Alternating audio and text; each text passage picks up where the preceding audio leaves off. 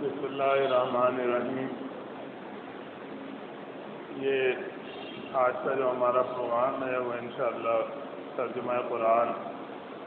اور مختصر تشریح والا پروگرام ہے، اور اس سے پہلے 33 رکوع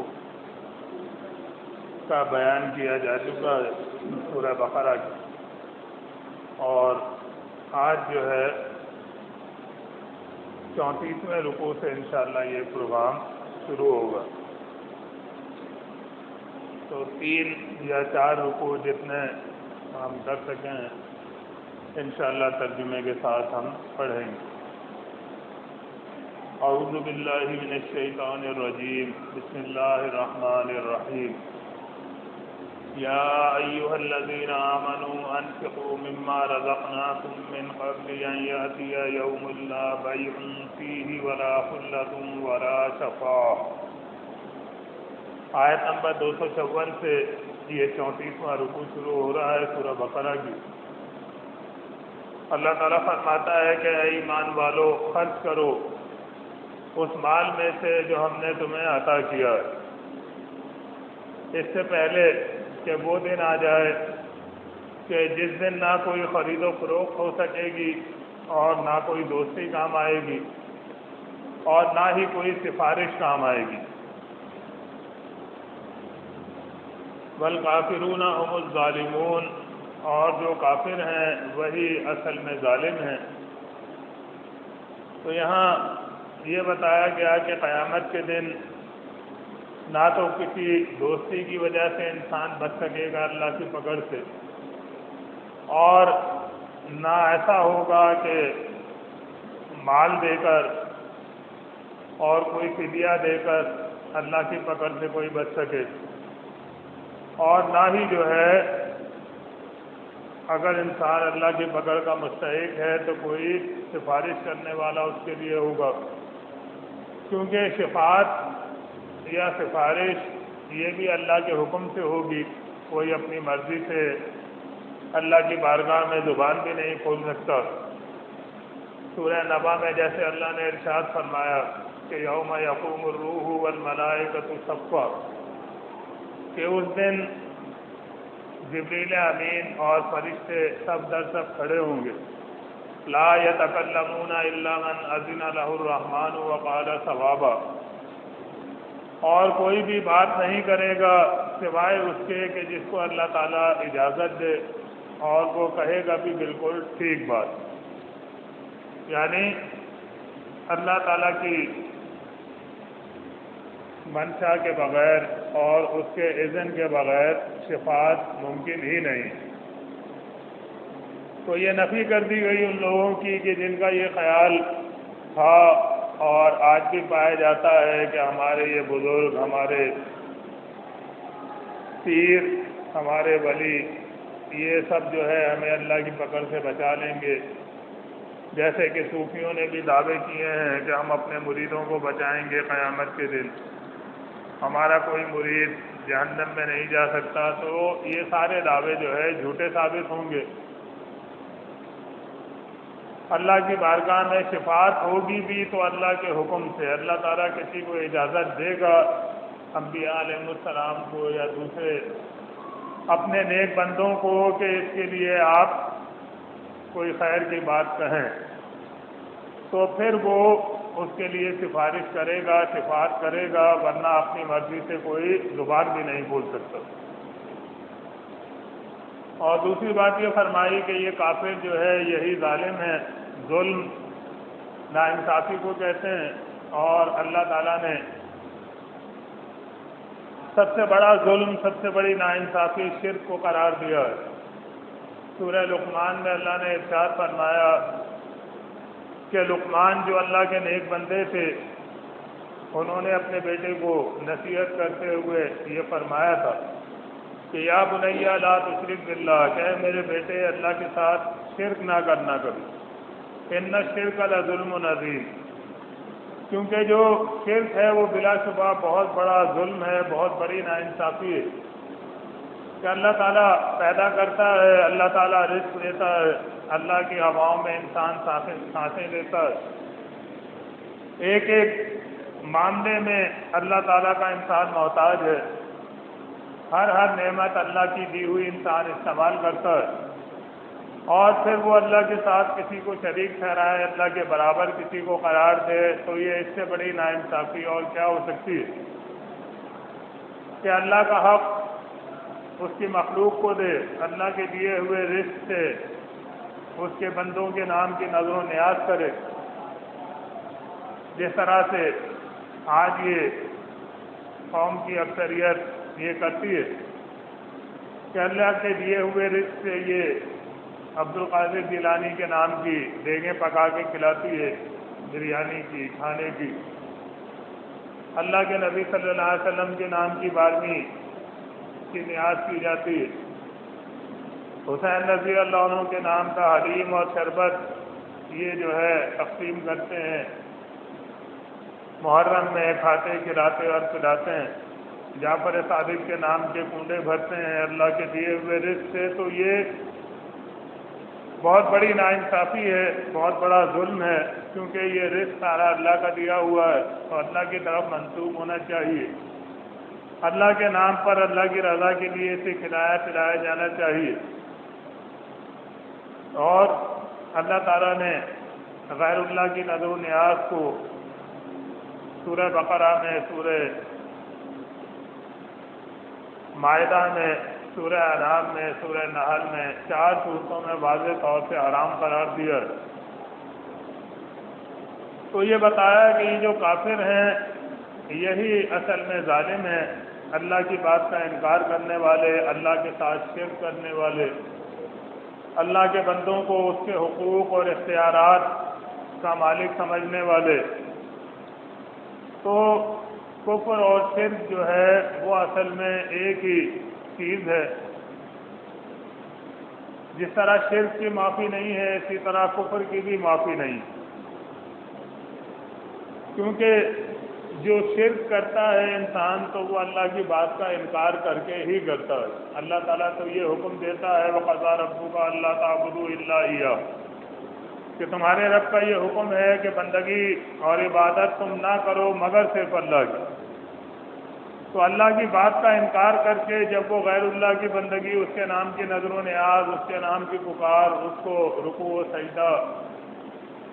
یہ سب کچھ کرتا ہے تو اللہ کی بات کا انکار کر کے کفر کر کے وہ شرک کرتا ہے.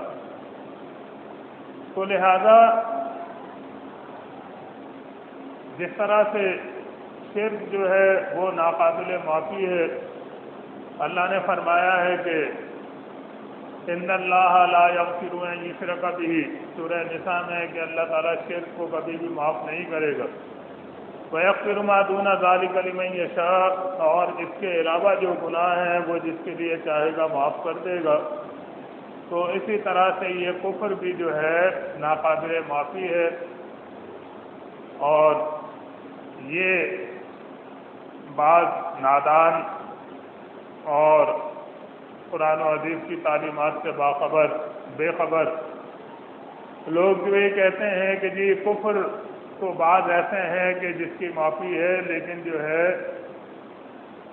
ہر قسم کے کفر سے آدمی ہمیشہ کے لیے جہنمی نہیں بنتا. تو یہ قرآن کی تعلیمات سے ان کی عدم واقفیت اور جہالت کی علامت ہے. یہ بات اللہ نے فرمایا اللہ لا الہ الا ہو, اللہ وہ ہستی ہے کہ جس کے علاوہ کوئی الہ نہیں. الہ کہتے ہیں مالک کو, آقا کو, اور جو دینے والا ہو, رزق دینے والا, زندگی دینے والا, موت دینے والا, عزت و ذلت دینے والا, نفع نقصان دینے والا, مشکل سے نکالنے والا, ہر طرح کی طاقت اور اختیار رکھنے والا, اسے جو ہے الہ کہا جاتا ہے. تو اللہ کے علاوہ کوئی الہ نہیں ہے, اس کا یہی مطلب ہے کہ اللہ کے علاوہ کوئی مشکل ڈالنے والا, مشکل دور کرنے والا نہیں ہے. اللہ کے علاوہ کوئی بیماری دینے والا اور صحت دینے والا نہیں ہے. اللہ کے علاوہ کوئی زندگی دینے والا اور موت دینے والا نہیں ہے. اللہ کے علاوہ کوئی داتا, دستگیر, مشکل کشا, حاجت روا نہیں ہے. تو اس بات کو نہ سمجھنے کی وجہ سے آج قوم کی اکثریت جو ہے وہ لا الہ الا اللہ پڑھنے کے باوجود شرک کر رہی ہے، کیونکہ پیر اور مولوی انہیں یہ بتاتے ہیں کہ یہ جو شرک ہے یہ تو ہندو کرتے ہیں جو بتوں کو پوجتے ہیں، ہم مسلمان تو شرک کر نہیں سکتا۔ تو حالانکہ ہندو جو ہے وہ کھڑے بت کو پوج رہے ہیں، تو یہ کلمہ پڑھنے والے قبر کی صورت میں لیٹے ہوئے بت کو پوج رہے ہیں، اور یہ سمجھتے نہیں ہے کہ لا الہ الا اللہ کا اقرار کر کے ہم نے اللہ سے کیا عہد کیا ہے، اس کو یہ توڑ ڈالتے ہیں اللہ کے بندوں کو اللہ کے صفات اور اختیارات دے کر۔ تو یہ جو آیت ہے، آیت نمبر 255، یہ آیت الکرسی کہلاتی ہے، اور اس میں اللہ تعالیٰ نے اپنی ہستی کا تعارف پیش کیا ہے کہ اللہ تعالیٰ کی شان اور اس کی عظمت اور اس کی طاقت کیا ہے، تاکہ انسان یہ سمجھے اور اپنے رب کے ساتھ کسی کو بھی برابر کرنے کا نہ سوچے کہ میرا رب اتنا عالی شان اور عظمت والا ہے، اس کے برابر کوئی مخلوق کیسے ہو سکتی ہے۔ تو فرمایا کہ اللہ وہ ہستی ہے کہ جس کے علاوہ کوئی الہ نہیں ہے، کوئی عبادت و بندگی کے لائق نہیں ہے، کوئی طاقت قوت اور اختیار والا نہیں ہے۔ الحی القیوم، وہ الحی ہے، ہمیشہ زندہ ہے، اسے کبھی موت نہیں آنی ہے، باقی جو بھی شے ہے وہ بہرحال ایک دن ختم ہو جائے گی، فنا ہو جائے گی، موت سے جو ہے وہ نہیں بچ سکے گی، چاہے انسان ہو، چاہے جن ہو، چاہے فرشتے ہوں، چاہے جو ہے یہ چاند اور سورج، زمین، آسمان، ہر چیز بہرحال ایک وقت مقرر تک کے لیے اللہ نے بنائی ہے، اور اس کے بعد اس کو فنا ہو جانا ہے۔ فرمایا کہ سورہ قصص میں کلو شیء ہالک الا وجہ، ہر ایک شے ہلاک ہونے والی ہے سوائے اللہ تعالیٰ کی ہستی۔ تو بتایا کہ الحی ہمیشہ زندہ رہنے والا صرف ایک اللہ ہے، القیوم ہے، وہ اپنی ذات سے خود قائم ہے، اور اسے اپنے اقتدار، اپنی طاقت، اپنی سلطنت کو قائم رکھنے کے لیے کسی سہارے کی یا کسی مدد کی ضرورت نہیں، وہ اپنی ہی طاقت اور اپنی ہی صفات کی بنا پر قائم ہے، اور لا تأخذہ سنۃ ولا نوم، نہ تو اسے نیند آتی ہے اور نہ ہی اونگ آتی ہے۔ تو نیند یہ ایک کمزوری کو ظاہر کرتی ہے، ظاہر ہے کہ ہم آپ سب جو ہے سوتے ہیں، نیند کی حالت میں ہمیں اپنے گرد و پیش کا کچھ بھی پتہ نہیں ہوتا ہے کہ کیا ہو رہا ہے، کون آ رہا ہے، کون جا رہا ہے، ہمارے ساتھ کوئی کیا کر رہا ہے یہ بھی ہمیں پتہ نہیں چلتا نیند کی حالت میں۔ تو نیند ایک کمزوری ہے، اللہ تعالیٰ ہر کمزوری سے، ہر عیب سے پاک ہے۔ کوئی ایسی چیز جو کمزوری ہو وہ اللہ کی طرف منسوب کی ہی نہیں جا سکتی۔ تو فرمایا کہ نہ تو اسے اونگ آتی ہے نہ نیند آتی ہے۔ نیند آنا تو دور کی بات، جس طرح سے بیٹھے بیٹھے بعض اوقات تھکن کے مارے ہماری آنکھیں تھوڑی سی بند ہو جاتی ہیں، مکمل سوئے ہوئے نہیں ہوتے ہیں، لیکن وقتی طور پہ تھوڑی دیر کے لیے ہم اونگ میں چلے جاتے ہیں، ہمیں پتہ نہیں ہوتا، کوئی دوسرا ہمیں ہلا کے اٹھاتا ہے تو ہم ہڑبڑا کے اٹھتے ہیں۔ تو فرمایا کہ یہ اللہ تعالیٰ کی ہستی کا تعارف ہے، کیونکہ وہ پوری کائنات کو ہر آن دیکھ رہا ہے، اس کے انتظام میں مصروف ہے۔ اللہ تعالیٰ کائنات سے غافل ہو جائے تو یہ کائنات جو ہے درم برم ہو جائے گی، یہ سب کچھ ختم ہو جائے گا، کیونکہ اللہ کی یہ کائنات صرف اس دنیا تک محدود نہیں ہے، بلکہ کائنات میں بہت سارے سیارے، ستارے، بہت سارے اجسام جو ہے وہ اپنے اپنے مدار میں گردش کر رہے ہیں، تیر رہے ہیں، اور ان سب کو اللہ تعالیٰ دیکھ رہا ہے، ان کا انتظام کر رہا ہے، اور سب کی اللہ تعالیٰ نگہبانی کر رہا ہے۔ اللہ تعالیٰ غافل ہو جائے تو اس کائنات میں ایسا ٹکراؤ ہو کہ کوئی بھی چیز باقی نہ بچے۔ فرمایا کہ لہو ما فی السماوات و ما فی الارض، اللہ تعالیٰ ہی کے لیے ہے وہ سب کچھ جو آسمانوں میں ہے اور جو زمین میں ہے۔ اللہ تعالیٰ ہی اس کا مالک ہے، وہ اکیلا بلا شرکت غیر پوری کائنات کی بادشاہت رکھتا ہے۔ اللہ کی بادشاہت میں کوئی نبی، ولی، کوئی جن، کوئی فرشتہ، کوئی بھی مخلوق ذرا سے بھی حصے دار نہیں۔ فرمایا کہ من ذا الذی یشفع عندہ الا باذنہ،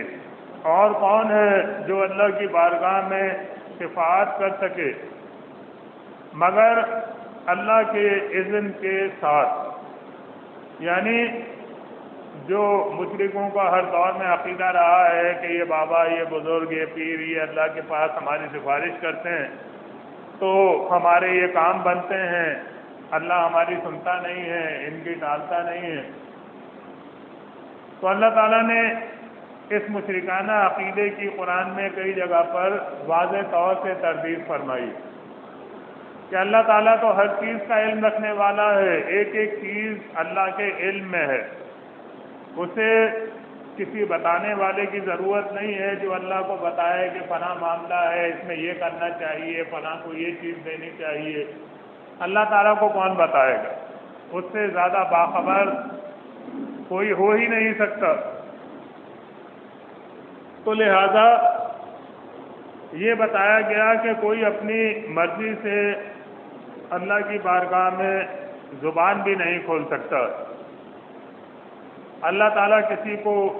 اجازت دیتا ہے تو وہ کہتا ہے، کوئی صفات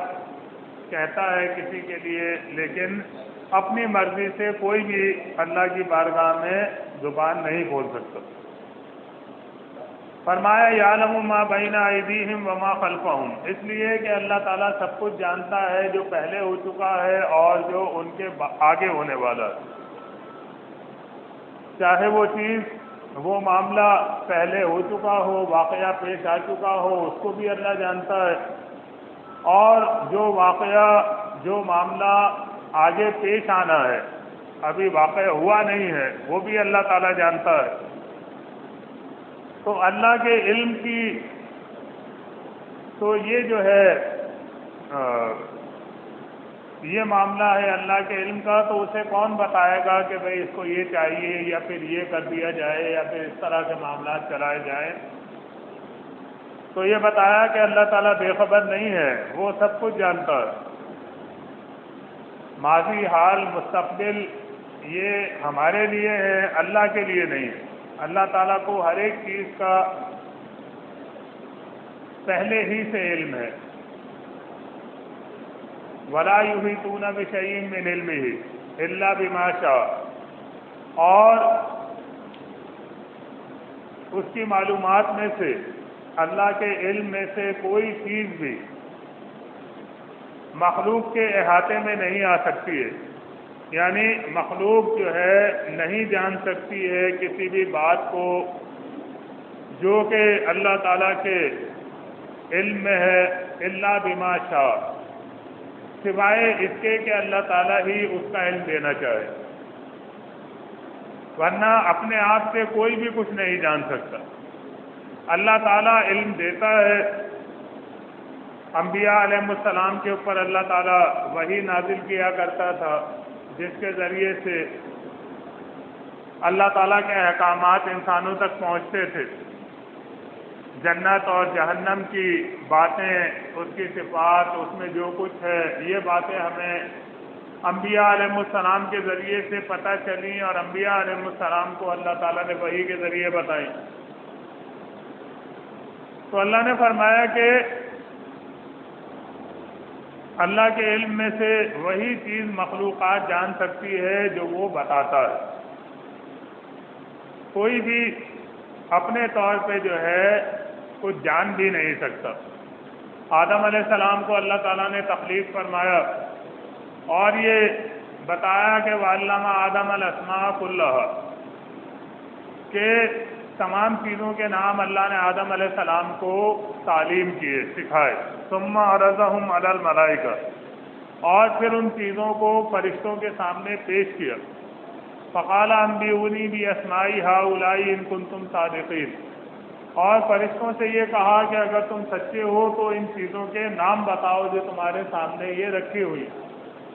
تو فرشتوں نے کہا قالوا لا علم لنا الا ما علمتنا انك انت العلیم الحکیم، کہ مالک ہمیں صرف اتنا ہی علم ہے جتنا تو نے ہمیں دیا، ہمیں نہیں پتا کہ ان چیزوں کے کیا نام ہیں، ان کو کیا کہتے ہیں، چیزیں سامنے پڑی ہوئی ہیں لیکن ان کا نہیں پتا۔ تو فرشتے ہوں، جن ہو، انسان ہو یا کوئی بھی مخلوق ہو، اسی چیز کا علم مخلوق کو حاصل ہوتا ہے جو اللہ دیتا ہے۔ فرمایا کہ وسع کرسیہ السماوات والارض، اللہ تعالیٰ کی کرسی زمین و آسمان کے اوپر محیط ہے۔ یہاں کرسی سے مراد کوئی اس طرح کی کرسی نہیں ہے جو ہم آپ بیٹھنے کے لیے استعمال کرتے ہیں، بلکہ جو ہے یہاں اس سے مراد اس کی بادشاہت، اس کی سلطنت پوری کائنات کے اوپر محیط ہے۔ کائنات کا کوئی ایک گوشہ بھی اللہ تعالیٰ کی سلطنت سے باہر نہیں ہے۔ ایسا نہیں ہے کہ وہاں اللہ کے بجائے کسی اور کا حکم چلتا ہو، اللہ تعالیٰ کا بنایا ہوا انتظام وہاں کام نہ کرتا ہو۔ فرمایا کہ ایسا کوئی بھی اس کائنات میں گوشہ ہرگز نہیں۔ وَهُوَ الْعَلِيُّ الْعَظِيمُ، اور وہ عالی شان اور عظمت والا رب ہے۔ تو یہ آیت الکرسی ہے، اور اللہ کے نبی صلی اللہ علیہ وسلم نے فرمایا کہ یہ قرآن کی سب سے عظمت والی آیت ہے، اس بنا پر کہ اس میں اللہ تعالیٰ کی ہستی کو ہم پہچانتے ہیں کہ ہم جس رب پر ایمان لائے ہیں، جس کے آگے جھکتے ہیں، جس سے مانگتے ہیں، اس کی طاقت، اس کی عظمت، اس کی شان کیا ہے۔ جتنا اللہ تعالیٰ کی عظمت اور اللہ کی شان کا، اللہ کی قدرت کا ہمیں احساس ہوگا، اتنا ہی زیادہ ہم اللہ سے عاجزی سے مانگیں گے، کہ ہمیں یہ پتہ ہے کہ ہم اس سے مانگ رہے ہیں جو ہر چیز پر اختیار رکھتا ہے، جس کا در ہر وقت کھلا ہوا ہے، جو نہ سوتا ہے نہ جو ہے غافل ہوتا ہے۔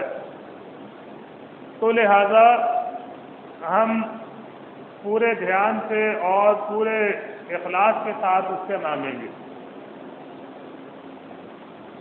یہاں پر یہ بات قابل ذکر ہے کہ آیت الکرسی بہت سے لوگوں کو یاد ہوتی ہے، اور بعض لوگ جو ہے وہ گھروں میں بھی لکھ کے لگاتے ہیں، گاڑیوں میں آیت الکرسی کے ٹکڑے جو ہے وہ لگے ہوئے ہوتے ہیں۔ تو گھروں میں لگانا یا گاڑیوں میں لگانا یہ تو غلط ہے، یہ تو تعویذ والی بات ہے۔ اللہ کے نبی صلی اللہ علیہ وسلم نے تعویذ کو شرک قرار دیا، اور اس لحاظ سے یہ گھروں میں گاڑیوں میں لگانا لکھ کر یہ شرک والی بات ہے۔ اصل چیز کے اوپر ایمان رکھنا اور اس کے مطابق جو ہے عقیدہ بنانا ہے، لیکن لوگوں کی اکثریت اس کے اوپر عقیدہ اور ایمان بنانے کو تیار نہیں ہوتی۔ اکثریت کا امت میں یہی عقیدہ ہے کہ اللہ تعالیٰ بغیر وسیلے کے نہیں سنتا، اور وہ مثالیں دیتے ہیں کہ جس طرح چھت پر چڑھنے کے لیے سیڑھی کی ضرورت ہوتی ہے، جس طرح جج تک اپنی بات پہنچانے کے لیے وکیل کرنا پڑتا ہے، افسر تک اپنی بات پہنچانے کے لیے یا اس سے کام کرانے کے لیے ہمیں چپراسی کو پکڑنا پڑتا ہے، تو اس طرح سے اللہ تعالیٰ تک بھی بغیر وسیلے کے ہماری دعائیں نہیں پہنچ سکتی۔ تو آیت الکرسی یاد بھی ہے لیکن عقیدہ اس کے خلاف ہے، تو آیت الکرسی یاد کرنے کا کوئی فائدہ نہیں ہوا۔ ترجمے کے ساتھ قرآن پڑھیں گے تو ہمیں پتہ چلے گا کہ ہم کیا پڑھ رہے ہیں، اپنے رب کی کیا حمد و ثنا کر رہے ہیں، کیا اس کی عظمت اور کیا اس کی طاقت اور کیا اس کی شان ہے اور کیا اس کے احکامات ہیں۔ اسی لیے پیر اور مولوی قرآن پڑھنے سے ترجمے کے ساتھ منع کرتے ہیں کہ یہ لوگ جان نہ جائیں کہ ہم ان کو گمراہ کر رہے ہیں، ان کی جیبیں ہم خالی کر رہے ہیں، ان کو بے ایمان بنا رہے ہیں اپنی طرح سے۔ تو قرآن ترجمے سے پڑھیں گے تو یہ خود سمجھ جائیں گے۔ دوسری بات آپ دیکھیں کہ دیوبندی حضرات جو کہ کہتے ہیں کہ جی ہم تو توحید کو مانتے ہیں اور علماء دیوبند نے دین کی بڑی خدمت کی ہے، تو حالانکہ جو معاشرے میں کفر و شرک پھیلا ہوا ہے اس میں دیوبندیوں کا بہت بڑا کردار ہے۔ عقائد علماء دیوبند نامی کتاب جو کہ بازار میں عام دستیاب ہے، دیوبندی مسلک کے ادارے اسے چھاپتے ہیں، اور اس کتاب میں انہوں نے اپنے عقائد لکھے ہیں کہ علماء دیوبند کے یہ عقائد ہیں۔ بڑے بڑے دیوبندی مولویوں نے اس میں دستخط کیے ہیں کہ یہ ہمارے دستخطوں کے ساتھ یہ ہمارے عقائد ہیں، کسی کو شک و شبہ نہ رہے کہ یہ دیوبند کے مسلک والوں کے عقائد ہیں۔ تو اس میں انہوں نے یہ بھی لکھا ہے، جہاں اور دوسرے کفریہ عقائد اس کے اندر موجود ہیں، یہ بھی بات اس میں لکھی ہوئی ہے کہ اللہ کے نبی صلی اللہ علیہ وسلم کا جسد اطہر، یعنی آپ کا جسم قبر میں جو مدینے میں رکھا ہوا ہے، اور جس زمین سے وہ نبی صلی اللہ علیہ وسلم کا جسم لگا ہوا ہے وہ مٹی جو ہے علی الاطلاق افضل ہے، حتیٰ کہ عرش و کرسی سے بھی افضل ہے۔ تو کتنا یہ گمراہانہ اور مشرکانہ عقیدہ ہے کہ عرش، جس کے لیے اللہ تعالیٰ قرآن میں فرماتا ہے وَهُوَ رَبُّ الْعَرْشِ الْكَرِيمِ، کہ اللہ تعالیٰ عرش کریم کا رب ہے۔ الرحمن علی العرش استویٰ، رحمان عرش پر مستوی ہے، تو اس سے زیادہ افضل زمین کا وہ ٹکڑا ہے جس کے ساتھ نبی صلی اللہ علیہ وسلم کا جسم لگ رہا ہے، وہ عرش و کرسی سے افضل ہے۔ تو اللہ کے عرش و کرسی کی اور شاعر اللہ کی اس طرح سے یہ توہین کرتے ہیں اور پھر دعویٰ کرتے ہیں کہ جی ہم توحید کو مانتے ہیں۔ تو یہ کفریہ عقیدہ دیگر کفریہ عقائد کے ساتھ اس کتاب میں موجود ہے، اور بڑے بڑے دیوبندی مولویوں نے اس میں دستخط کیے ہیں کہ یہ ہمارا عقیدہ ہے۔ تو اللہ نے فرمایا کہ لا اکراہ فی الدین، دین کے معاملے میں کوئی زبردستی نہیں ہے۔ قد تبین الرشد من الغی، کیونکہ ہدایت جو ہے وہ گمراہی سے الگ کر کے واضح کر دی گئی۔ فمن یکفر بالطاغوت، تو اب جو کوئی طاغوت کا کفر کرے ویؤمن باللہ، اور اللہ پر ایمان لائے، فقد استمسک بالعروۃ الوثقی، تو اس نے ایسا مضبوط حلقہ پکڑ لیا ہے، لا انفصام رہا، جو اس سے کبھی چھوٹے گا نہیں۔ واللہ سمیع علیم، اور اللہ تعالیٰ سب کچھ سننے والا اور جاننے والا رب۔ تو پہلی بات تو یہ بتائی کہ دین کے معاملے میں کوئی زبردستی نہیں ہے، کسی کو زبردستی اسلام قبول کرنے پر مجبور نہیں کیا جا سکتا ہے، اس کو دعوت دی جا سکتی ہے، سمجھایا جا سکتا ہے، اس کے غلط عقیدے کی نشاندہی کی جا سکتی ہے کہ بھئی آپ کی یہ بات، آپ کا یہ عقیدہ غلط ہے، شرک والا ہے، اللہ تعالیٰ شرک کو معاف نہیں کرے گا، آپ یہ بات کر کے اللہ کی بات کا انکار کر رہے ہیں، قرآن میں واضح یہ بات موجود ہے۔ لیکن اگر وہ نہیں مانتا ہے تو زبردستی اس کو جو ہے اسلام قبول کرنے پہ مجبور نہیں کیا جا سکتا، کیونکہ اللہ کی طرف جو اخلاص سے نہ آئے تو اللہ کو اس کی کوئی ضرورت نہیں۔ زبردستی انسان کوئی بھیڑ بکریاں نہیں ہے کہ انہیں رسی سے باندھ کے رکھا جائے، بلکہ اسلامی تعلیمات اللہ کا نازل کردہ دین تو ایسی چیز ہے کہ جو سمجھدار اور دانشمند آدمی ہوتا ہے وہ آگے بڑھ کے اسے قبول کرتا ہے کہ واقعی یہ بات بالکل برحق ہے اور سچ ہے کہ ایک اللہ ہی کی عبادت ہونی چاہیے، اللہ ہی نے سب کچھ پیدا کیا ہے، اللہ تعالیٰ ہی ہر چیز کا مالک ہے۔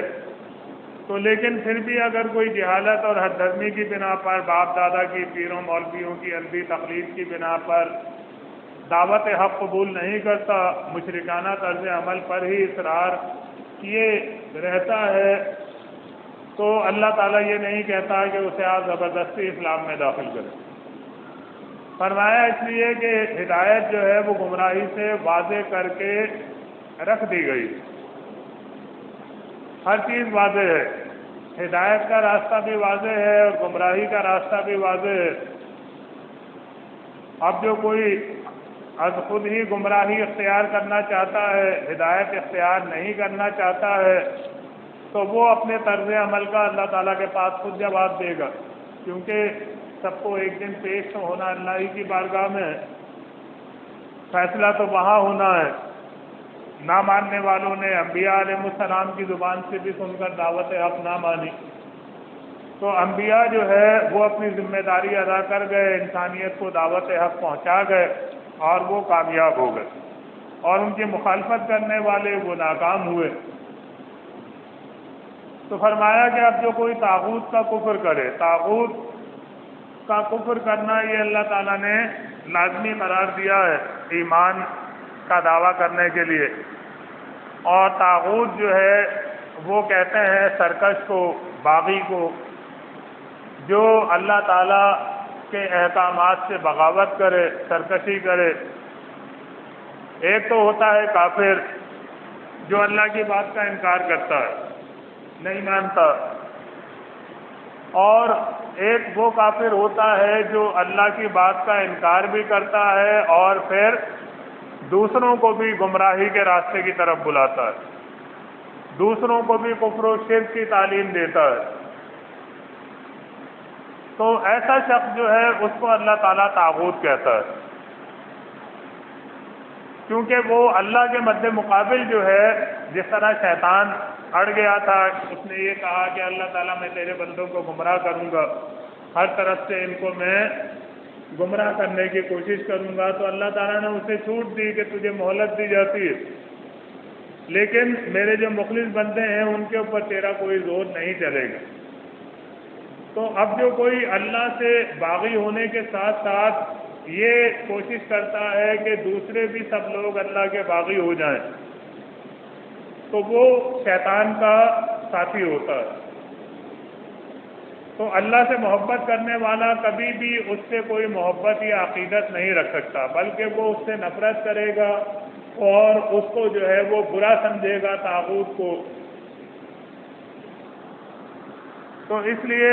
اللہ تعالیٰ نے یہ بتایا کہ اب جو کوئی طاغوت کا کفر کرے تو اللہ پر اور پھر اللہ پر ایمان لائے تو اس نے ایسا مضبوط حلقہ تھاما جو اس سے کبھی چھوٹے گا نہیں۔ تو یہ پیر اور مولوی جو ہوتے ہیں، جو لوگوں کو گمراہ کرتے ہیں، کفر و شرک پھیلاتے ہیں، یہ بتاتے ہیں کہ یہ عبد القادر جیلانی غوث ہے، علی حجویری جو ہے یہ داتا ہے، اور یہ معین الدین چشتی غریب نواز ہے، یہ قبر والے یہ زندہ ہوتے ہیں قبروں میں اور یہ سنتے ہیں، قبر پہ آنے والے کو پہچانتے ہیں۔ یہ سارے آج فرقوں اور مسلکوں کا عقیدہ بنا ہوا ہے، چاہے دیوبندی ہوں، بریلوی ہوں، اہل حدیث ہوں، شیعہ ہوں، کوئی بھی مسلک ایسا نہیں ہے کہ جو یہ کفر و شرک پر مبنی عقائد نہ رکھتا ہو۔ اللہ کے نبی صلی اللہ علیہ وسلم کو قبر میں زندہ بتاتے ہیں، اور یہ کہتے ہیں کہ نبی صلی اللہ علیہ وسلم قبر کے پاس پڑا ہوا درود و سلام سنتے ہیں، دور پڑا ہوا پہنچایا جاتا ہے۔ تو یہ سب اللہ کی کتاب کے انکار پر مبنی عقائد ہیں جو یہ پھیلا رہے ہیں۔ تو لہذا ایک ایمان والے کی ان سے کوئی محبت نہیں بلکہ ان سے نفرت ہونی چاہیے، ان سے کوئی تعلق نہ ہونا چاہیے۔ اللہ تعالیٰ نے یہ فرمایا کہ وَاعْتَصِمُوا بِحَبْلِ اللَّهِ جَمِيعًا وَلَا تَفَرَّقُوا، کہ سب مل کر اللہ کی رسی کو مضبوطی سے پکڑو اور تفرقے میں نہ پڑو۔ انہوں نے تفرقے میں ڈالا ہوا ہے، مسلک کی دکانیں جو ہے وہ بنائی ہوئی ہیں کہ جی یہ دیوبندی مسلک کی مسجد ہے، یہ اہل حدیث مسلک کی مسجد ہے، یہ بریلوی مسلک کی مسجد ہے، اللہ کی بات کا انکار کر کے اپنے اپنے دھڑے بنائے ہوئے. تو یہ سب طاغوت ہیں. ایک ایمان والے کا ان سے کسی سے بھی کوئی تعلق نہیں ہونا چاہیے. آج بہت سے لوگ کہتے ہیں کہ جی یہ آپ لوگ بات تو صحیح کرتے ہیں لیکن آپ نماز کسی کے پیچھے نہیں پڑھتے، حالانکہ جماعت سے نماز پڑھنے کا ثواب 25 گنا اور 27 گنا بتایا گیا، بلا شبہ بتایا گیا ہے، لیکن اللہ نے فرض کیا ہے ایمان والوں کے اوپر. ان الصلاۃ کانت علی المؤمنین کتابا موقوتا، اللہ نے فرمایا سورہ نساء میں کہ ہم نے نماز کو مومنوں کے اوپر وقت کی پابندی کے لحاظ سے فرض کیا. جس کا عقیدہ کفر و شرک پر مبنی ہو، جو مومن نہ ہو، اس کے اوپر اللہ نے فرض ہی نہیں کیا، تو اس کے پیچھے ہم کیسے نماز پڑھ سکتے ہیں؟ جو اللہ کا باغی ہے، جو کفر و شرک پھیلا رہا ہے، تو اس کو ہم اپنا امام بنا کر اللہ کے غضب کو کیسے دعوت دے سکتے ہیں؟ اور خاص طور سے یہ جو صوفی ہیں، جن کو بزرگان دین، اولیاء اللہ اور نہ جانے کیا کیا کہا جاتا ہے، انہوں نے کفر و شرک پھیلانے میں بہت زیادہ کردار ادا کیا. جن کے بڑے بڑے نام ہیں کہ جی یہ معین الدین چشتی، یہ عبد القادر جیلانی، یہ علی حجویری، جنید بغدادی اور امام غزالی، نہ جانے کتنے یہ بڑے بڑے نام عقیدت و احترام سے آج دیے جاتے ہیں، لیکن ان کی کتابیں آپ اٹھائے جو سب لوگ عقیدت سے پڑھتے ہیں اور یہ سمجھتے ہیں کہ اس میں بڑی اچھی باتیں ہیں، تو آپ کو پتہ چلے گا کہ یہ سب جو ہے یہ کفر و شرک کے علم بردار تھے. تصوف کے 3 بنیادی نظریات ہیں. ایک تو وحدت الوجود کا نظریہ ہے، اور اس نظریے کی روح سے ہر چیز اللہ کی ذات کا حصہ ہے. چاہے انسان ہو تو کہتے ہیں کہ وہ بھی اللہ ہے، چاہے کوئی جانور ہے، پرندہ ہے، کیڑے مکوڑے ہیں، کہتے ہیں سب اللہ ہی ہے، کائنات میں کسی دوسری ہستی کا وجود ہی نہیں. تو چاہے یہ پتھر ہے یا کوئی درخت ہے، کوئی بھی چیز ہے، ہر چیز نعوذ باللہ اللہ. اور دوسرا نظریہ حلول کا نظریہ ہے کہ جب کوئی بندہ بہت زیادہ عبادت کرتا ہے تو اللہ تعالیٰ اس میں اتر آتا ہے، اب وہ بندہ جو ہے وہ اللہ بن جاتا ہے. یہ حلول کا نظریہ جو ہے اس کے بہت مشہور علم بردار گزرے ہیں، حسین ابن منصور حلاج، جن کو بلایا گیا خلیفہ بغداد کے دربار میں اور ان سے یہ پوچھا گیا کہ جی آپ کے یہ کہنا ہے، آپ کے یہ عقائد ہیں کہ اللہ مجھ میں اتر آیا ہے، انا الحق کا وہ نعرہ لگاتے تھے. انہوں نے کہا کہ ہاں جی میں یہی کہتا ہوں، میرا عقیدہ ہے. اس سے توبہ کرنے کے لیے کہا گیا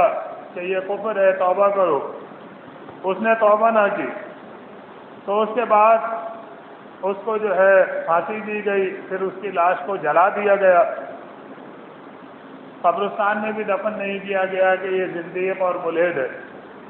اور راکھ جو ہے وہ دریائے دجلہ میں پھینک دی گئی. تو صوفیوں نے اس کو بڑا بلند مقام دیا. نظام الدین اولیاء جو کہ بر صغیر کی بڑی مشہور شخصیت ہے، جس کا دلی میں بڑا مزار ہے، بت خانہ ہے، وہ اپنی کتاب میں لکھتے ہیں فوائد الفواد میں کہ ایک بہت بڑے بزرگ تھے سیدی احمد، اور ساری بزرگی انہیں اس وجہ سے حاصل ہوئی تھی کہ جب حسین ابن منصور حلاج کی لاش کو جلایا گیا اور اس کی راکھ کو دریائے دجلہ میں پھینکا گیا تو تھوڑی سی راکھ انہوں نے کھا لی تھی، اس میں سے چٹکی بھر، اس وجہ سے وہ بہت بڑے ولی بن گئے. تو اس طرح سے ان صوفیوں نے اللہ کی بات کا کھلا انکار کیا ہے، پھر بھی لوگوں نے انہیں جو ہے بلند مقام دیا کہ یہ بڑے ولی اللہ تھے، بڑے بزرگ تھے، تو اللہ تعالیٰ رحمتیں فرمائے ڈاکٹر مسعود الدین عثمانی رحمۃ اللہ علیہ پر کہ اللہ کی توفیق سے انہوں نے ان صوفیوں کا سارا جو ہے کچا چٹھا بیان کیا کہ یہ اللہ کے باغی تھے، یہ طاغوت تھے، اور ان سے جو ہے ایک مومن کی عقیدت اور محبت ہرگز نہیں ہو سکتی۔ اور تیسرا جو دین تصوف کا دعویٰ ہے وہ یہ ہے کہ بندہ جب زیادہ عبادت کرتا ہے تو وہ اللہ تعالیٰ کی ذات میں جا کر عروج کر کے فنا ہو جاتا ہے۔ تو ان تینوں نظریات کا حاصل حصول یہی ہے کہ اللہ اور بندے میں فرق مٹا دیا جائے، جبکہ اللہ تعالیٰ واضح طور سے یہ فرماتا ہے کہ اللہ خالق کل شیء، اللہ نے ہر چیز بنائی ہے، اللہ خالق ہے ہر چیز کا، ہر چیز اللہ نہیں ہے، نہ اللہ کا کوئی شریک و ساجی ہے۔ تو یہ بتایا کہ ان طاغوتوں کا کفر کرنا لازمی ہے، تب ایمان نصیب ہوگا۔ اگر ان کے ساتھ عقیدت رکھو گے تو اللہ پر ایمان تمہارا قابل قبول نہیں ہوگا۔ فرمایا کہ اللہ ولی الذین آمنوا، اللہ ایمان والوں کا ولی ہے، کارساز ہے، مددگار ہے۔ یخرجہم من الظلمات الی النور، اور وہ ایمان والوں کو اندھیروں سے روشنی کی طرف نکال لاتا ہے۔ ایمان والے کسی اندھیرے میں ہوں، یعنی انہیں کسی موقع پر صحیح راہ سجھائی نہ دے رہی ہو کہ اس معاملے میں ہم کیا کریں اور کیا نہ کریں، تو اللہ تعالیٰ چونکہ ایمان والوں کا کارساز ہے، وہ فوراً انہیں راہ حق دکھا دیتا ہے، صحیح طرز عمل ان کے سامنے واضح کر دیتا ہے، اور وہ گمراہی سے بچ جاتے ہیں، ہدایت کی روشنی میں آ جاتے ہیں۔ والذین کفروا، اور جو کافر ہیں، اولیاءہم الطاغوت، ان کے جو ہے طاغوت مددگار ہوتے ہیں، معاون ہوتے ہیں، ان کا ساتھ دینے والے طاغوت ہوتے ہیں۔ کن کے؟ کافروں کے۔ یخرجونہم من النور الی الظلمات، اور یہ جو طاغوت ہوتے ہیں یہ ان کافروں کو روشنی سے اندھیرے میں لے جاتے ہیں، یعنی اگر کبھی ہدایت کے راستے کی طرف وہ رخ بھی کرے یہ کافر، تو یہ طاغوت جو ہے پھر انہیں واپس اندھیروں میں کفر و شرک کے گھسیٹ کے لے جاتے ہیں۔ جس طرح سے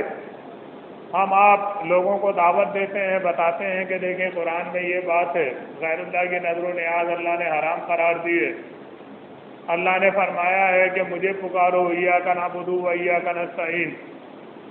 اے اللہ ہم صرف تیری ہی عبادت کرتے ہیں، صرف تجھی سے مدد مانگتے ہیں، تو کیوں پکارتے ہو یا علی مدد، یا رسول مدد؟ یہ شرک ہے۔ تو یہ باتیں ہم لوگوں کو بتاتے ہیں، سمجھاتے ہیں، وہ وقتی طور پہ خاموش ہو جاتے ہیں، ان کے پاس کوئی جواب نہیں ہوتا ہے۔ قرآن کی واضح آیات کا کیا جواب؟ وہ اپنے پیروں، اپنے مولویوں کے پاس جاتے ہیں، ان کو بتاتے ہیں کہ ایک آدمی ملا تھا، وہ یہ کہہ رہا تھا، مولوی کہتا ہے کہ خبردار اس کی بات بھی نہ سننا، یہ گمراہ لوگ ہیں، ان کی بات سنو گے گمراہ ہو جاؤ گے، ان سے بچو۔ اور وہ جو ہے ان کی باتوں میں آ کر پھر دوبارہ بات سننے کو تیار نہیں ہوتا۔ تو یہ جو طاغوت ہیں یہ روشنی کی کرنیں پڑنے پر اپنے حمایتیوں کو، کافروں کو پھر گمراہی کے اندھیروں میں گھسیٹ لے جاتے ہیں۔ اولئک اصحاب النار، فرمایا کہ یہ جہنم میں جانے والے ہیں، ہم فیہا خالدون، اور وہاں یہ ہمیشہ رہیں گے۔ الم تر الی الذی حاج ابراہیم فی ربہ، فرمایا کہ کیا تم نے اس شخص کا حال ملاحظہ کیا کہ جس نے ابراہیم علیہ السلام سے ان کے رب کے بارے میں جھگڑا کیا تھا؟ ان آتاہ اللہ الملک، اس بنا پر کہ اللہ نے اسے بادشاہت دی ہوئی تھی، اس کے پاس اختیار تھا، تو وہ یہ سمجھنے لگا کہ میں کوئی بہت بڑی چیز ہوں، میں بادشاہ ہوں۔ اور ابراہیم علیہ السلام نے اس کو یہ کہا کہ تو کچھ بھی نہیں ہے، کائنات کا مالک تو اکیلا رب ہے، تو اس بادشاہ نے ابراہیم علیہ السلام کے ساتھ اس معاملے میں بحث اور تکرار کی۔ اب یہ بادشاہ کون تھا، اس کا نام کیا تھا، اس کے بارے میں کوئی قرآن میں یا احادیث میں تو وضاحت نہیں ہے، لیکن عام طور پہ مشہور ہے کہ جی یہ بادشاہ کا نام نمرود تھا اور یہ بابل کے علاقے میں اس کی حکومت تھی۔ تو چاہے اس کا نام نمرود ہو یا کوئی اور ہو، بہرحال اللہ نے یہ واقعہ بیان کیا ہے کہ اللہ نے اسے بادشاہت دی، اللہ نے نعمت کی اس کے اوپر، اللہ کی نعمتوں پر اللہ کا شکر گزار ہونا چاہیے، لیکن جو اللہ پر ایمان نہیں رکھتے ہیں وہ اللہ کی نعمتیں پا کر یہ سمجھتے ہیں کہ مجھ میں کوئی طاقت ہے، میں کوئی بڑا طاقتور اور بڑا جو ہے ہنر والا ہوں، تو اس نے اس وجہ سے ابراہیم علیہ السلام سے جھگڑا کیا۔ اذ قال ابراہیم ربی الذی یحیی و یمیت، جب ابراہیم علیہ السلام نے اس سے یہ کہا اپنے رب کی شان بیان کرتے ہوئے کہ میرا رب وہ ہے جو زندگی دیتا ہے اور موت دیتا ہے، اس بادشاہ نے کہا کہ کس رب کی بات کرتے ہو، کون رب ہے جس کی بندگی کی تم مجھے دعوت دے رہے ہو؟ تو ابراہیم علیہ السلام نے کہا کہ میرا رب وہ ہے جو زندگی اور موت پر اختیار رکھتا ہے۔ قال انا احیی و امیت، تو اس بادشاہ نے یہ کہا کہ زندگی اور موت تو میں دیتا ہوں۔ اس نے جو دنیاوی ایک اختیار ہوتا ہے بادشاہ کے پاس، اس کو یہ سمجھتے ہوئے کہ بھئی میں بھی جس کو چاہوں کسی بھی آدمی کو پکڑ کے قتل کروا دوں، بادشاہ ہوں، میرا حکم چلتا ہے۔ کوئی آدمی قید میں ہے، اس کے لیے موت کی سزا جو ہے وہ طے ہو چکی ہے، میں چاہوں اس کی سزا معاف کرا دوں، اس کو جیل سے رہا کروا دوں، تو زندگی اور موت تو میرے اختیار میں۔ تو ایسے کوڑ مغز لوگ جو ہوتے ہیں ان کو زیادہ باریکی میں جا کے سمجھانا جو ہے وہ بیکار ہوتا ہے۔ جس طرح سے آپ جو ہے کسی قبر پرست سے، کسی پیر پرست سے آپ یہ کہتے ہیں کہ تم یہ کہتے ہو کہ تمہارا یہ بابا جو ہے یہ بڑی طاقت رکھتا ہے، بڑا اختیار رکھتا ہے، تو اس سے یہ کہو کہ مجھے کوئی نقصان پہنچا دے، تمہارا یہ قبر والا یہ نہیں کر سکتا، تو وہ جہالت سے کہتا ہے کہ اچھا تم اللہ سے کہو کہ وہ مجھے کوئی نقصان پہنچا دے۔ تو اس کا جو ہے اسی طرح کا یہ معاملہ ابراہیم علیہ السلام سے اس بادشاہ نے کیا۔ تو ابراہیم علیہ السلام نے اسے یہ کہا قال ابراہیم فإن اللہ یاتی بالشمس من المشرق فاتی بہا من المغرب، کہ دیکھو اللہ تعالیٰ سورج کو مشرق سے نکالتا ہے، تم جو ہے مغرب سے نکال کے دکھا دو۔ فبہت الذی کفر، تو وہ کافر جو ہے وہ ہکا بکا رہ گیا، پھر اسے کوئی بات سوجھی ہی نہیں کہ اب میں کیا کہوں۔ یہ تو دنیاوی اختیار کی بات تھی کہ کسی کو پکڑ کے قتل کروا دیا یا کسی کو پھانسی کے قیدی کو رہا کروا دیا، لیکن سورج یہ تو آسمان پر ہے، اللہ کے حکم سے یہ نکل رہا ہے، غروب ہو رہا ہے۔ تو اللہ نے فرمایا کہ پھر اسے کچھ نہ سوجھی، وہ بالکل یعنی خاموش ہو گیا، اس کی زبان جو ہے بند ہو گئی۔ واللہ لا یہدی القوم الظالمین، اور اللہ تعالیٰ ظالم لوگوں کو ہدایت نہیں دیا کرتا۔ او کالذی مر علی قریۃ وہی خاویۃ علی عروشہا، یا پھر مثال کے طور پر اس شخص کا معاملہ آپ سامنے رکھیں جو کہ ایک بستی پر سے گزرا، یعنی کسی بستی سے اس کا گزر ہوا،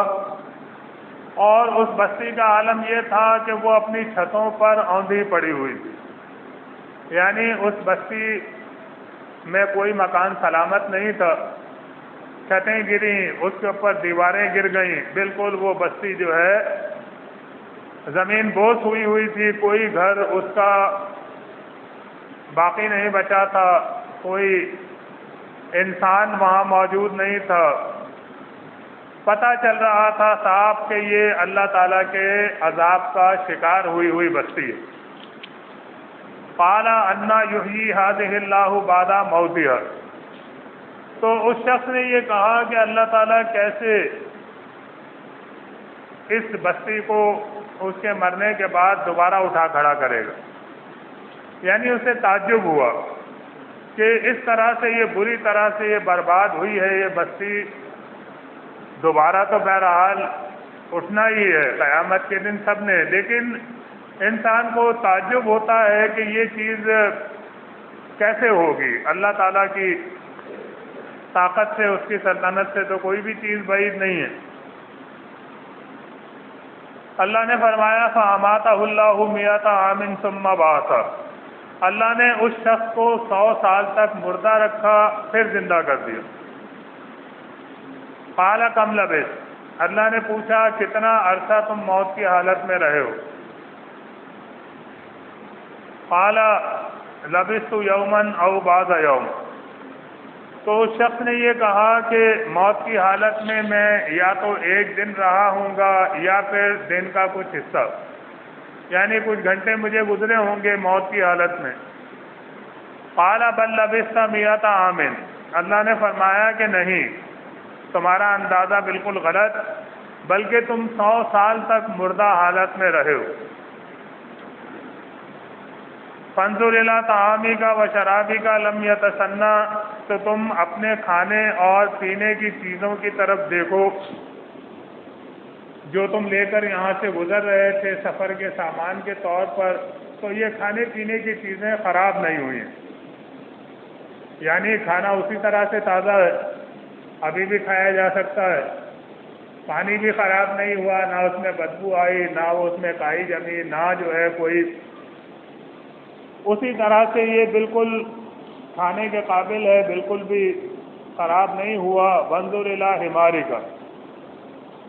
اور جس گدھے کے اوپر تم سفر کر رہے تھے اس کی طرف دیکھو، وَلِنَجْعَلَكَ آیَةً لِلنَّاسِ، اور یہ سب کچھ ہم اس لیے کر رہے ہیں تاکہ تمہیں لوگوں کے لیے اپنی قدرت کی ایک نشانی بنائیں۔ وَانظُرْ إِلَى الْعِظَامِ كَيْفَ نُنشِزُهَا ثُمَّ نَكْسُوهَا لَحْمًا، تو تم اپنے گدھے کی طرف دیکھو کہ وہ مر کے بالکل جو ہے ختم ہو چکا ہے، اس کی ہڈیاں پڑی ہوئی ہیں، ہڈیوں کا پنجرا پڑا ہوا ہے، تو ان ہڈیوں کو کس طرح سے ہم دوبارہ جوڑ دیں گے اور اس کے اوپر گوشت پوشت چڑھا دیں گے۔ تمہارے سامنے اللہ تعالیٰ کی قدرت کا یہ بے مثال مظاہرہ موجود ہوگا۔ فلما تبین لہ، فرمایا کہ جب اس کے اوپر یہ واضح ہو گیا، یہ اس نے اپنی آنکھوں سے سب کچھ دیکھ لیا، قال عالم ان اللہ علی کل شیء قدیر، تو اس نے یہ کہا کہ میں جان گیا کہ اللہ تعالیٰ ہر چیز پر قدرت رکھتا ہے۔ تو یہ واقعہ اللہ نے بیان فرمایا، یہ کون صاحب تھے جو وہاں سے گزر رہے تھے، اس کے بارے میں کوئی قرآن میں یا صحیح احادیث میں واضح بات موجود نہیں ہے، لیکن توریت کے بیان کے مطابق اور تفاسیر کے بیان کے مطابق یہ عزیر تھے جو کہ نبی تھے بنی اسرائیل کے، اور ان کو اللہ تعالیٰ نے یہ مظاہرہ دکھایا۔ اس کے بارے میں کوئی حتمی بات ہم نہیں کہہ سکتے، اللہ تعالیٰ بہتر جانتا ہے،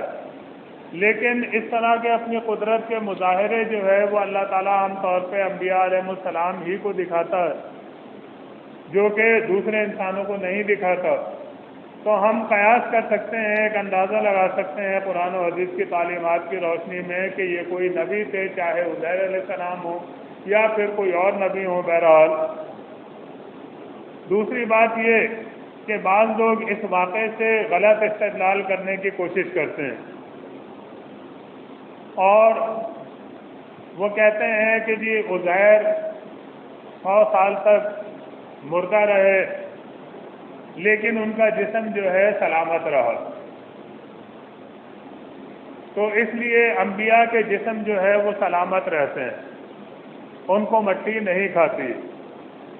تو حالانکہ یہ ایک خاص واقعہ ہے,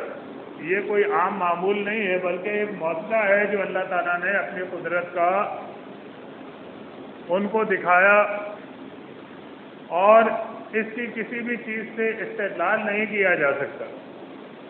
اگر استدلال کیا جا سکے تو پھر آپ دیکھیں کہ وہ کھانا اور پانی 100 سال تک تازہ رہا, تو اس سے کوئی استدلال کر سکتا ہے کہ کھانا اور پانی بھی 100 سال تک تازہ رہتا ہے؟ کوئی بھی دعویٰ نہیں کر سکتا. کھانا اگلے دن باسی نہیں ہوگا تو اس سے اگلے دن باسی ہو جائے گا, سڑ جائے گا, اس میں کیڑے پڑ جائیں گے, خراب ہو جائے گا. پانی جو ہے وہ اس طرح پڑا رہے تو 2 دن میں 3 دن میں بدبو دینے لگے گا. تو اللہ تعالیٰ کی قدرت کے جو مظاہرے ہیں, معجزات ہیں, ان سے استدلال کسی بھی معاملے میں نہیں کیا جا سکتا. اور پھر گدھا جو تھا وہ بالکل ہڈیاں بن چکا تھا, اللہ نے اس کو دوبارہ زندہ کر دیا, دوبارہ گوشت چڑھا دیا. اس کے بعد اللہ نے ایک اور واقعہ اس رکوع میں بیان فرمایا, وَإِذْ قَالَ إِبْرَاهِيمُ, کہ ابراہیم علیہ السلام نے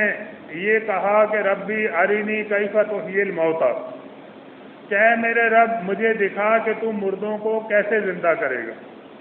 قال اولم تؤمن, اللہ تعالیٰ نے فرمایا کہ کیا تم اس بات پر ایمان نہیں رکھتے؟ قال بلا, ابراہیم علیہ السلام نے کہا کہ کیوں نہیں, ایمان تو پکا ہے میرا. ظاہر ہے کہ انبیاء علیہ السلام سے زیادہ کس کا اس بات پر ایمان ہوگا کہ ایک دن اللہ ساری انسانوں کو دوبارہ زندہ کرے گا, حساب کتاب لے گا, قیامت کا دن آئے گا.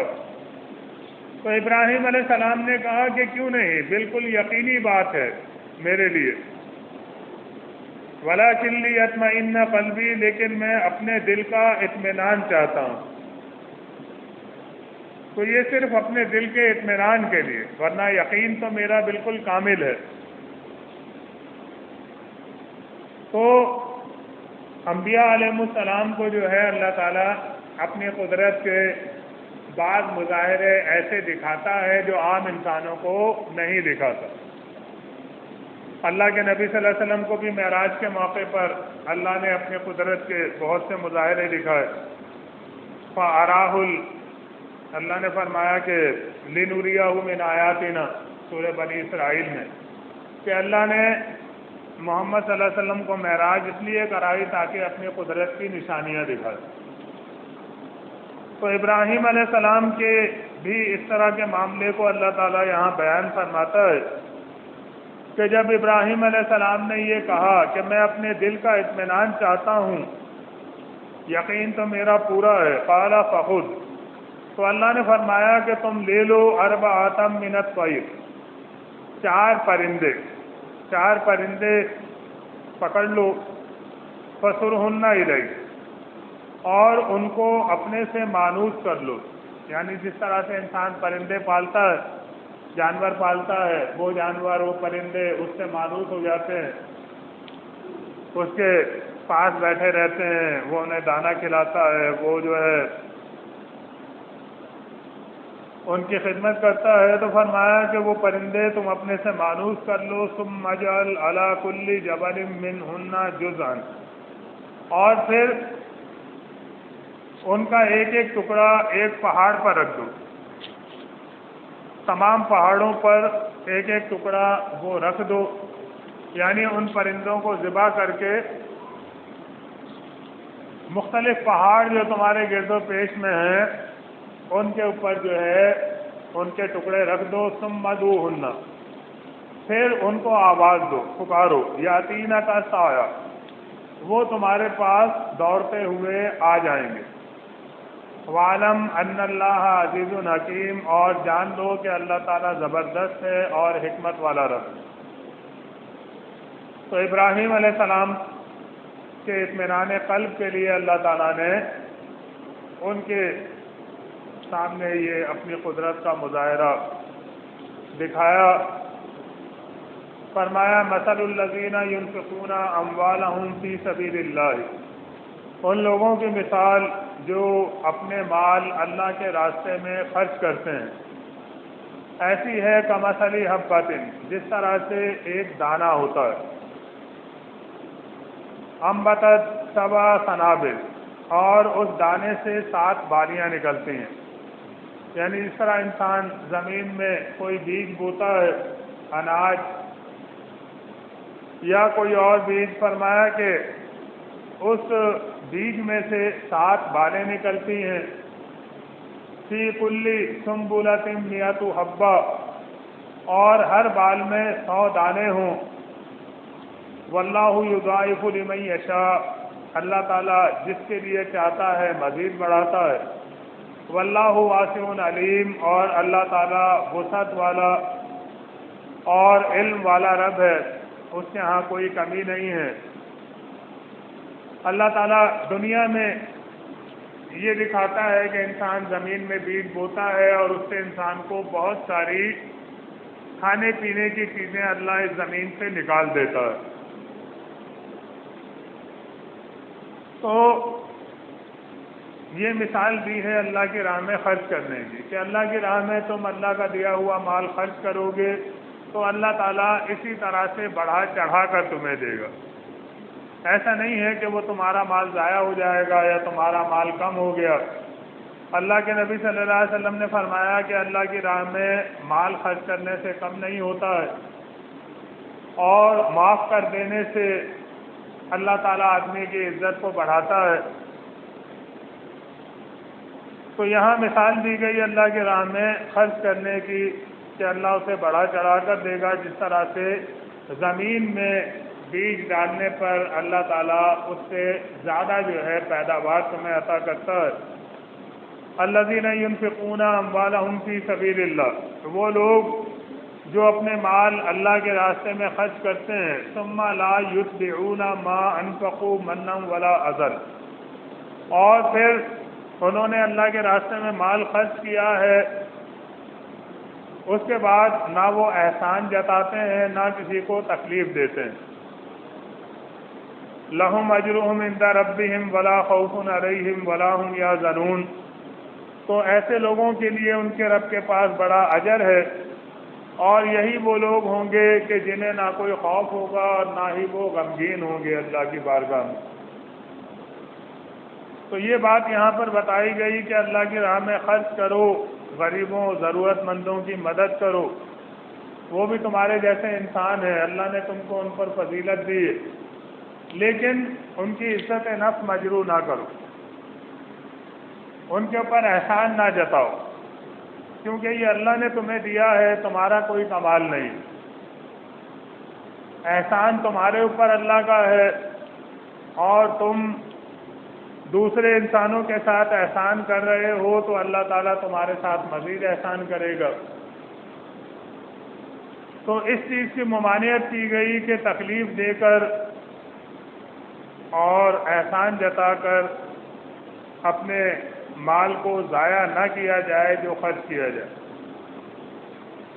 ہم آپ دیکھتے ہیں بڑے بڑے لیڈر ہیں، رہنما ہیں جی، غریبوں کا بڑا درد ہے دل میں، سلائی مشینیں بیواؤں میں تقسیم کر رہے ہیں اور تصویریں کھنچوا رہے ہیں کہ جی یہ فلاں مخیر نے بیواؤں میں سلائی مشینیں تقسیم کی، یہ کھانا تقسیم کیا، بینر لگا کے اپنا جو ہے وہ پبلسٹی کر رہے ہوتے ہیں کہ ہم خدمت خلق کے کام کرتے ہیں، جبکہ ایک جو اللہ پر ایمان رکھنے والا ہے وہ یہ چاہتا ہے کہ اللہ تعالیٰ کے علم میں ہے کہ میں نے یہ نیکی کا کام کیا، بس یہ کافی، مجھے کسی نمود و نمائش کی یا اپنے بھائی کی عزت نفس مجروح کرنے کی کوئی ضرورت نہیں ہے۔ ایک اور حدیث میں یہ صحیح بخاری صحیح مسلم میں بات موجود ہے کہ نبی صلی اللہ علیہ وسلم نے فرمایا کہ 7 قسم کے لوگ اللہ کے عرش کے سائے میں ہوں گے قیامت کے دن، جس دن اس کے سائے کے علاوہ کوئی سایہ نہ ہوگا، اور ان 7 قسم کے اشخاص میں اس کا بھی اللہ کے نبی صلی اللہ علیہ وسلم نے ذکر کیا کہ جو صدقہ دیتا ہے اور چھپا کر دیتا ہے، حتیٰ کہ اس کے الٹے ہاتھ کو پتہ نہیں ہوتا کہ سیدھے ہاتھ نے کیا خرچ کیا، یعنی نمود و نمائش وہ نہیں کرتا، بلکہ جو ہے وہ چاہتا ہے کہ کسی اللہ کے بندے کی مدد ہو جائے اور اس کا کام ہو جائے، اللہ تعالیٰ مجھے اس کا اجر دے۔ فرمایا کہ قول معروف و مغفرۃ خیر من صدقۃ یتبعها اذی، کہ دیکھو اچھی بات کہنا یا کسی کی غلطی سے درگزر کر دینا یہ اس صدقے سے بہتر ہے کہ جس کے بعد جو ہے کسی کو تکلیف دی جائے۔ تو احسان جتا کر یا پھر اس کی عزت نفس مجروح کر کے تکلیف دی جائے یہ اچھی بات نہیں ہے، بلکہ کسی کے ساتھ بھلائی سے اچھے انداز سے گفتگو کرنا یا کسی کی کوئی غلطی ہے اس سے چشم پوشی کر لینا، اس سے درگزر کر لینا، فرمایا کہ یہ زیادہ اچھی بات ہے اس سے کہ صدقہ دے کر پھر اسے احسان جتا کر ضائع کیا جائے۔ واللہ غنی حلیم، اور اللہ تعالیٰ غنی ہے، بے پرواہ ہے، اللہ تعالیٰ کو تمہارے مال خرچ کرنے کی ضرورت نہیں ہے، ایسا نہیں ہے کہ تم خرچ نہیں کرو گے تو کوئی بڑا نقصان ہو جائے گا، اور وہ بردبار رب ہے۔ یا ایھا الذین آمنوا لا تبطلوا صدقاتکم بالمن والاذی، فرمایا کہ اے ایمان والو اپنے صدقات کو احسان جتا کر اور تکلیف دے کر ضائع نہ کرو۔ کالذی ينفق مالہ رئاء الناس ولا یؤمن باللہ والیوم الآخر، اس شخص کی طرح سے جو اپنا مال لوگوں کو دکھانے کے لیے خرچ کرتا ہے اور نہ اللہ پر ایمان رکھتا ہے نہ آخرت پر، یعنی اس کا مقصد یہ نہیں ہوتا کہ اللہ تعالیٰ مجھے اس کا اجر دے، بلکہ اس کا شہرت، ناموری اور اپنا ڈنکا پٹوانا ہوتا ہے، آخرت پر اس کا ایمان نہیں ہوتا ہے۔ تو فرمایا کہ فمثلہ، تو اس کی مثال ایسی ہے کمثل صفوان، جیسے کوئی پتھریلی چٹان، علیہ تراب، کہ جس کے اوپر تھوڑی سی مٹی ہوا سے اڑ کر آ جاتی ہے، تو وہ چونکہ چٹان پتھریلی ہے، سخت ہے،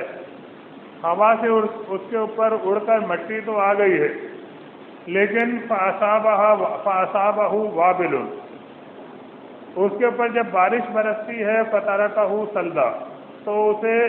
بالکل جو ہے صاف کر دیتی ہے، وہ مٹی بارش سے بہہ کے نیچے چلی جاتی ہے، اور وہ چٹان جو ہے اس کو کوئی فائدہ نہیں ہوتا۔ فرمایا کہ لا یقدرون علی شیء مما کسبوا، جو کچھ انہوں نے کمایا اس کے اوپر یہ ذرا برابر بھی اس میں سے کچھ ہاتھ نہیں آتا۔ واللہ لا یہدی القوم الکافرین، اور بلا شبہ اللہ تعالیٰ کافر قوم کو ہدایت نہیں دیا کرتا۔ تو اللہ نے فرمایا کہ جس طرح سے وہ ذرا سی مٹی جو ہے اس کے اوپر بارش پڑتی ہے تو وہ مٹی بہہ جاتی ہے، کوئی اس میں نہ پودا اگتا ہے نہ کوئی گھاس اگتی ہے، بارش کا اس مٹی کو کوئی فائدہ نہیں ہوتا۔ تو اسی طرح سے اگر صدقہ دے کر ناموری اور شہرت مقصد ہو، لوگوں کو دکھانا اور اپنا ڈنکا پٹوانا مقصد ہو، تو پھر اسی طرح سے اس کا بھی کوئی ذرہ برابر بھی اللہ کے پاس اجر نہیں ملے گا۔ جس طرح سے وہ مٹی ساری بہہ گئی، اسی طرح وہ تم نے نیکی بھی اپنی اس طرح سے ساری ضائع کر دی۔ فرمایا وَمَثَلُ الَّذِينَ يُنْفِقُونَ أَمْوَالَهُمُ ابْتِغَاءَ مَرْضَاتِ اللَّهِ، اور ان لوگوں کی مثال جو کہ اپنا مال خرچ کرتے ہیں اللہ کی رضا حاصل کرنے کے لیے، وَتَثْبِيتًا مِّنْ أَنفُسِهِمْ، اور اپنے پورے دل کی تسلی کے ساتھ، یعنی پہلا مقصد تو ان کا یہ ہوتا ہے کہ اللہ ہم سے راضی ہو جائے، اللہ نے یہ مال دیا ہے، اللہ کے یہ بھی بندے ہیں، ان کی بھی ضروریات ہیں، میری ضرورت سے زیادہ ہے، میں ان کی مدد کر سکتا ہوں، یہ تکلیف سے جو ہے بچ سکتے ہیں، ان کی کچھ مشکلات دور ہو سکتی ہیں، تو وہ ان کی مدد کرتا ہے اور پورے دل کے اطمینان کے ساتھ، یعنی یہ نہیں کہ دل میں اس کے یہ ہو کہ یہ ان لوگوں کو جو ہے دے رہا ہوں میں، میرا مال کم ہو رہا ہے، اتنے کم ہو گئے، اب یہ کیسے جو ہے پورے ہوں گے۔ فرمایا ایسا نہیں، پورے اس کے ساتھ کہ یہ اللہ تعالیٰ کی راہ میں دے رہا ہوں اور اللہ تعالیٰ مجھے اس کا اجر دے گا۔ فرمایا کہ ان کی مثال ایسی ہے کمثلی جنت بربوۃ، جس طرح سے اونچی سطح مرتفع پر کوئی باغ ہو، فَإِلَّمْ أَصَابَهَا وابل، اور اس باغ پر بارش برسے، فَآتَتْ أُكُلَهَا ضِعْفَيْنِ، تو اس باغ کی پیداوار جو ہے وہ دگنی ہو جائے، یعنی وہ چٹان پر نہیں ہے، زمین ہے، بلندی ہے، اس کے اوپر جب بارش برسے گی وہ زمین جو ہے اس سے اس کی پیداوار بڑھ جائے گی، دگنی ہو جائے گی۔ فَإِن لَّمْ يُصِبْهَا وَابِلٌ فَطَلٌ، اور فرمایا کہ اگر زور کی بارش نہ بھی ہو تو ہلکی سی فوار ہی اس کے لیے کافی ہو جاتی ہے، یعنی جو زمین زرخیز ہوتی ہے اس میں روئیدگی کی صلاحیت ہوتی ہے، تو اس کے لیے ہلکی پھلکی فوار بھی کافی ہوتی ہے، اس سے بھی اس میں نباتات اور پھل پھول جو ہے وہ اللہ تعالیٰ پیدا فرما دیتا ہے۔ تو اس طرح سے اگر تم اللہ کے راستے میں خرچ کرو گے، اگر تمہارے پاس کم ہے، اللہ تعالیٰ یہ نہیں مطالبہ کرتا کہ اتنی رقم ضرور خرچ کرنی ہے، کم ہے، کم اللہ کے راستے میں دو، اللہ تعالیٰ اس سے بھی جو ہے تمہیں بہت بڑا چڑھا کر دے گا، اس کا بھی بھرپور اجر دے گا۔ جس طرح سے زرخیز زمین جو ہے وہ ہلکی فوار سے ہی لہلہا جاتی ہے، تو اس طرح سے تمہارا کم دیا ہوا مال جو ہے وہ بھی اللہ کے راستے میں بہت زیادہ اللہ کی بارگاہ میں قدر و قیمت رکھے گا۔ واللہ بما تعملون بصیر، اور جو کچھ تم کر رہے ہو اللہ تعالیٰ اسے دیکھ رہا۔ فرمایا اَیَوَدُّ أَحَدُکُم، کیا تم میں سے کوئی یہ پسند کرتا ہے، کیا کوئی یہ چاہتا ہے کہ ان تکون لہ جنۃ من نخیل، کہ اس کا کوئی باغ ہو کھجوروں کا، من نخیل و اعناب، اور انگوروں کا، تجری من تحتها الانہار، جس کے نیچے نہریں بہتی ہوں، اور لہو فیہا من کل الثمرات، اور اس میں جو ہے وہ ہر طرح کے پھل موجود ہوں، پھلوں سے لدا ہوا باغ ہو، خوب اپنے جو ہے پیداوار وہ دے رہا ہو، وَأَصَابَهُ الْكِبَرُ، اور اس کو جو ہے وہ ہو بھی بڑھاپے کی حالت میں، یعنی تمہارا باغ ہے، خوب اس میں پیداوار بھی موجود ہے، تمہارا یہ حال ہے کہ تم بوڑھے ہو چکے ہو، مزید محنت کرنے کے قابل نہیں ہو، وَأَصَابَهُ الْكِبَرُ وَلَهُ ذُرِّيَّةٌ ضُعَفَاءُ، اور اس کے بچے بھی کم سن اور ابھی کسی لائق نہ ہوں، یعنی وہ بھی محنت کرنے کے قابل نہ ہوں، فَأَصَابَهَا إِعْصَارٌ، تو ایسا بگولا اس باغ کے اوپر پھر جائے، تیز بگولا، فیہ نار فاحترقت، اور گرم ہوا کی بنا پر وہ باغ جو ہے وہ پورا جھلس جائے، اس کی پیداوار بالکل تباہ ہو جائے، وہ باغ جو ہے بالکل ملیا میٹ ہو جائے۔ تو فرمایا کہ پھر تمہارا کیا حال ہوگا، جبکہ تم خود بھی اب مزید محنت کرنے کے قابل نہیں ہو کہ نئے سرے سے پورے باغ کی جو ہے تم پھر محنت کر کے اسے پیداوار پہ لا سکو، تمہارے بچے بھی چھوٹے ہیں۔ تو یہ ایک مثال دی گئی ہے کہ دنیا میں جو کچھ تم کر لو گے آخرت کے لیے وہ تمہارے کام آئے گا۔ ایسا نہ ہو کہ تم مرنے کے بعد اللہ کی بارگاہ میں پہنچو تو تم نے آخرت کے لیے کچھ بھی نہ کیا، سب کچھ یہیں چھوڑ کر تم چلے گئے اور وہاں آخرت کے لیے تم نے کچھ بھی نہیں کیا، اور وہاں تمہیں افسوس ہو کہ کاش میں یہ سوچتا کہ ہمیشہ کی زندگی تو آخرت کی ہے اور اس کے لیے مجھے جو ہے زیادہ جد و جہد کرنی چاہیے۔ تو اللہ تعالیٰ نے ایک مثال دے کر یہ سمجھایا ہے، كَذَلِكَ يُبَيِّنُ اللَّهُ لَكُمُ الْآيَاتِ لَعَلَّكُمْ تَتَفَكَّرُونَ۔ فرمایا کہ اللہ تعالیٰ اس طرح سے تمہارے سامنے اپنی آیتیں واضح کر کے بتاتا ہے، کھول کر سامنے رکھتا ہے تاکہ تم غور و فکر سے کام لو۔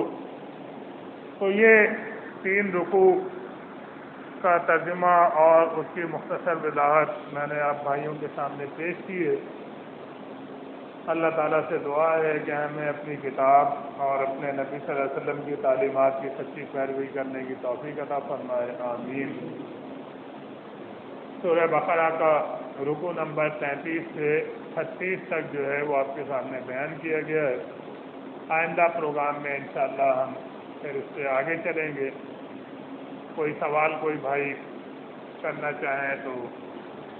میں انشاءاللہ قرآن و حدیث کی روشنی میں اس کی وضاحت کی کوشش کروں۔